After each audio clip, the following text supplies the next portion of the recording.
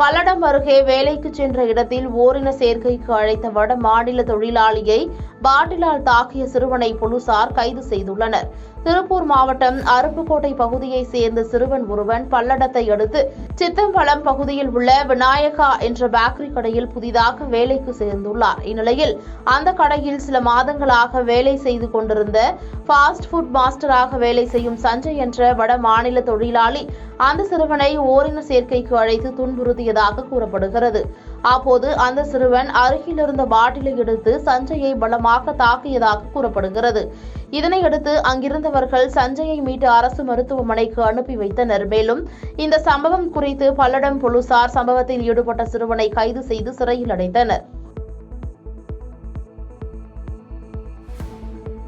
பாதகம் செய்பவரை கண்டால் நாம் பயங்கொள்ளலாகாது பாப்பா, மோதி மிதித்து விடு பாப்பா, அவர் முகத்தில் உமிழ்ந்து விடு பாப்பா.